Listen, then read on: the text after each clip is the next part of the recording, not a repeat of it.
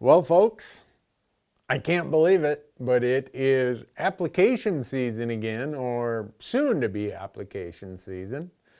Today I'm sitting here in our office in Bozeman, Montana, just before Thanksgiving of 2023. And we still have some hunts ahead of us based on all this application strategy we did a year ago. Well, since we're getting ready for that, I thought I'd do a quick video because we got some dates coming up really fast that I don't want you to forget about. And then I want to give you an overview of some changes for 2024 that I think are going to have a huge impact on how people consider their applications in certain states. The first thing we want to let you know is all of these application strategy videos are brought to you by our friends at Go Hunt. If you sign up for Go Hunt, go to gohunt.com. Right now they got a promo. I think it runs through sometime in December where promo code Randy will get you $100 of credit in their gear shop. For sure it'll get you $50 of credit, but you will get draw odds, strategy articles, maps, everything the hunter needs is all in one place. So thanks to them for making these possible. December 1st, right? This video is going to drop about a week before that. December 1st is this crazy, insane process called Idaho non-resident general elk and deer tags. And I'm going to give you a quick overview, but I'm not going to go into all the gory details because it's very complicated. There are a ton of techniques that people are using to improve their chances, and a lot of those are out on Go Hunt strategy article. So 2018-19, somewhere in there, Idaho said, and we're going to take all these non-resident general tags and we're going to assign them to what they call zones for elk and districts for deer. So prior to that, every non-resident elk hunter could all go hunt the same area. So they split it out, and that created this idea that, oh, there's this scarcity, there's this high demand, and what were tags you used to be able to pick up in July, they sold out in the first hour or two. So it's become a chaotic nightmare. They start the process, officially start the draw at 10:30 a.m. Mountain Time on December 1st. But here's what you do. You go and you get your account set up, you log in at least a half hour before that. And they put everybody in a green room, they call it, a virtual waiting room. And then right at about 10 o'clock, they randomize everybody in line and you get told, oh, you are whatever person in line. It's going to be 3 hours before you get to the front of the line. You're like, what? Once they open it up at 10 a.m., the people at the front of the line who've been given their numbers, they get to go in and buy whatever deer or elk tag or both that they want. And then they're done. And the line moves really slow, really slow. Sometimes it stalls. The other thing to know is if you get one of these general deer or general elk tags, you still can apply for the general deer and elk, not general, the controlled deer and elk permits in June of 2024. And if you were to draw there, you just exchange your general tag for the controlled tag and you're all set to go. The downside is you're going to have to buy a non-resident hunting license, not just to get in line, but when you buy this tag, it's 600 and some for deer, I think, or for elk, 400 and some for deer, and then you got about a $180 license. So it's going to cost you some money if you get to the front of the line, and when you get there, there are still some tags that you might be interested in. I'm not going to be there competing with you for tags this year in Idaho. I'll be out in Arizona hunting. But if you really want the details of this, I just want to emphasize December 1st is your date, and it's ridiculously complicated. It's ridiculously frustrated. But I would go out to this article Brady Miller wrote out on Go Hunt. It's a strategy article. It is a very long article, but it has more detail and more information than any strategy article I've ever seen about the Idaho general deer and elk draw for non-resident. So we'll put a link to that article. Go out there. It is worth it. I can't go into all that detail here in a video. Now we're going to switch over to Alaska, which is December 15th deadline. And in about a week, we're going to have a really detailed video about the Alaska controlled hunts. This is for every species. All of those happen.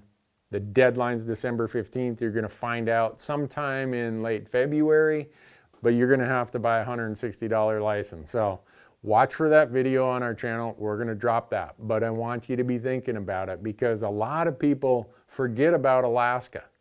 They don't realize the deadline's December 15th. The good news is Alaska, most of the hunting is on general tags. So if you do miss the controlled hunt application date, you still have a lot of options in Alaska. Then on our channel, you're going to see us go to Wyoming elk and Arizona elk and pronghorn. January 31st is your deadline. People are going to be saying, Randy, that's 2 months away. Well, we get people who forget about this every year. So that deadline is coming in this state, Wyoming, and we're going to get into this later in the video, has the biggest increase or the biggest change in all of the states for 2024. Just know that our video on the Wyoming deadline is going to drop sometime in mid-January, and it's going to go into way more detail, but be thinking about that January 31st date. About a week after that, I think it's February 6th this year, Arizona's deadline for elk and pronghorn comes. So we'll drop that video for you sometime in late January. This year, we're also going to do a bunch of videos about just how to get the most for your points, where the greatest value is. A couple of years ago, I did a video series about, and I did it for elk, mule deer, and pronghorn. I said, here's the state with the greatest opportunity. Here's the state with the greatest age class quality. And here's where I think you get the greatest value. We're going to update that video because a lot has changed. There's been drought that has caused tag number cuts. There's been hard winters that have caused tag number cuts. So watch for that. That one's also going to come out in late December or January. The last thing I want to talk about or touch on before we jump into the changes for 2024 is to be thinking about what your priorities are, right? No one's got unlimited money. Be thinking about what you really want to do and make that your priority. And yeah, if your budget of time and money allows, okay, you can do some others. But don't think you got to just put in every state for everything. That gets really expensive. And if it's not your priority, don't sacrifice the things that are really true and dear to your heart for something just because everybody else is doing it. I know it sounds like basic, but have a priority of what you want to hunt, what species or what state, maybe what weapon type, and be thinking about a plan for that. And all the other stuff is kind of ancillary. So, changes for 2024. There's not a lot of them. So this part, we're going to go through it really quick. But the big change you're going to see is in Wyoming. Wyoming has increased the price for special elk, special deer, and special pronghorn for the 2024 draw. The regular price stuff, where 60% of the tags go, that stays the same. But we are going to see, when I give you these numbers, you're going to fall over at what it's going to cost if you want to go into the special draw, the 40% that supposedly give you better draw odds, even though not always the case. I think with these price increases, it's probably going to be the case. So, special elk is going up to $1,963 plus your credit card transaction fee. You're going to be into it, by the time you pay that transaction fee, you're going to be into it over $2,000 for Wyoming elk. Money up front. And if you are unsuccessful, you'll get all of it back other than a processing fee and your application fee. So you'll get the majority of it back if you're unsuccessful. But that's a lot of money. If you are successful in Wyoming and you win in the special elk draw, not the regular draw, the special elk draw, you've said, all right, it's worth $2,000 for me to go to Wyoming and hunt elk. Maybe it is. But think about what that's going to do to the tags, like the general tags that usually take fewer points. There's not going to be as many people willing to pay $2,000 for a general tag as there are over for a general tag in the less expensive draw, the regular draw. Deer and pronghorn are both going up, and they're going to be over $1,200. That's going to sort out who really wants to hunt deer and pronghorn in Wyoming when the fee is $1,200. I'm thinking for pronghorn, that's double or triple any other Western state that I know of. So there's also huge price increases for sheep, goat, moose, and bison. There has been talk, every year there's talk. Even in 2023, a bill hit their legislature. It didn't pass, or it might have hit in 2022. But they had a bill to take the elk and the deer and the pronghorn and make those 10%. Because right now, Wyoming is really liberal in what it gives non-residents as a percentage of the elk tags, the deer tags, and the pronghorn tags. There's always this talk and whisper to take that to 10%. And if that goes to 10%, you're going to see a huge change in the draw odds. So point of all this is don't be sitting on your points. If you have them in Wyoming, and we'll get into that in the Wyoming video, burn them and go whenever you can. So Colorado, there really isn't a lot of change. Most of the change that we're dealing with, we saw last year. The big one was they put non-residents on a cap for pronghorn, similar to what they do for deer and elk. Right now, though, I want to give you the heads up. There is talk in Colorado about changing the over-the-counter elk system. The over-the-counter elk applies to the second rifle season, the third rifle season, and archery season in about 90 of the units out in the western half of the state. If they change that, it's going to have huge consequences to non-resident elk hunting and to what your points are worth, okay? Today, your points are worth a certain amount. They could get you whatever hunt. If Colorado changes that over-the-counter elk system, it's now going to take way more points to get a hunt that today you maybe could have got for 3 or 4 points. It might jump to 8 or 10 points. I always say that Colorado has never been a good state to be a point collector. Well, this kind of talk, especially the fact now that they even have committees established, citizens committees established to look into this stuff. I don't know what those committees will decide, and I don't know when they'll give their recommendations.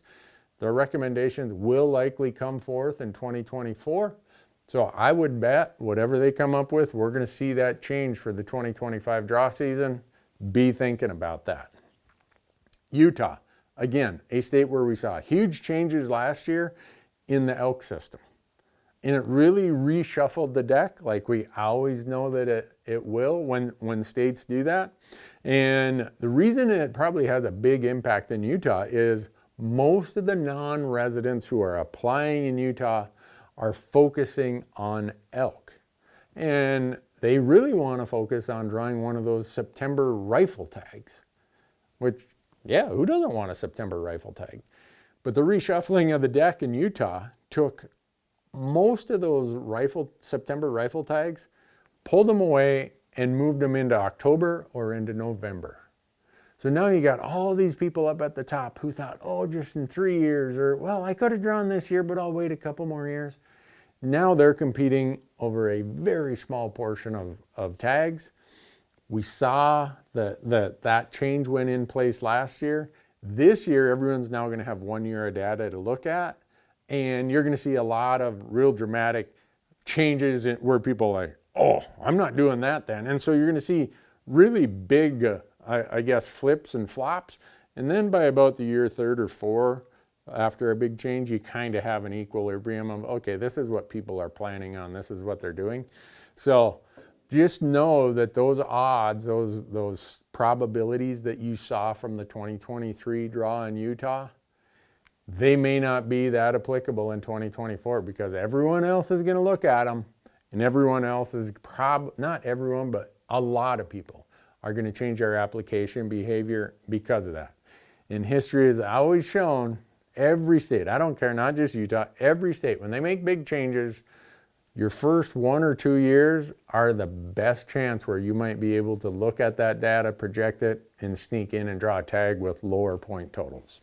I think those are the bigs, the states with the three big changes, either that are in place this year or are coming soon, that I think you should be paying attention to. Now, we had some weather issues that really impacted 2023, and they're going to have some impact in 2024. In 2022, Arizona and New Mexico had unbelievable moisture years, some of the best years on record for huge moisture. And everyone's like, all right, man, we're going to break this drought cycle. Well, along comes 2023, one of the driest years on record. So it's unfortunate that we're going to see a setback in those two states. They're really dependent upon moisture levels. Even Nevada, you can throw into that. And we thought we might climb out of there. And when they start climbing out of there for, 2, 3, 4 years of good moisture, you see tag numbers go up. Well, now we see a hiccup and tag numbers are going to go down or stay flat. And then we saw what happened in Wyoming, northern Utah, northwest Colorado, southeast Idaho. Last year was the worst winter, the winter of 22-23, one of the worst on record. Some of the herds, they say in Wyoming, they lost 50 to 70% of the adults and up to 90% of the fawns. That's not good, right? What did they do? They cut tag numbers. They really cut tag numbers there. And it's going to take anywhere from 4 to 6 years of good winters and good summer moisture to get those herds back to where they were. And if we get them back to where they were, then tag numbers can be where they were at. But just for reflection, when I first started hunting Wyoming pronghorn a lot in, say, 2000 through 2005, they had over 700,000 pronghorn. After this hard winter, their numbers are somewhere between 300,000 and 350,000. That's less than half. So what do you think happens to tag numbers? They go way down. The point of that is there's a little history lesson there also. Is the people who burned their points in 2022, 21, 20, before that really hard winter last year, they got a whole lot more value out of their points than the people who sat on their points and now are going to have to wait 2, 3, 5, 6 years to get the same hunt. They're going to need way more points because tag numbers are so much lower. So, point is, don't be a point collector and all that. Make sure you pay attention to these first two dates, December 1st for Idaho, December 15th for Alaska. We'll get into Wyoming and Arizona in later videos. And know that every bit of thing that I talk about in these videos can be found in way more detail over at Go Hunt, Brady, Trail, all those guys. They put so much effort into that. I read every one of them. I get a ton of value out of them, and I think you would also. So if you go over there to Go Hunt and sign up, use promo code Randy, they'll put a bunch of money in your cart in their gear shop, and you will have the best information, everything you need right here at your fingertips. Be thinking about your budgets of money, be thinking about your budgets of time, and where your priorities are. And I think that when it's all said and done, when application season's over, you will have some tags to go hunting in the fall of 2024. Thanks for watching. Good luck.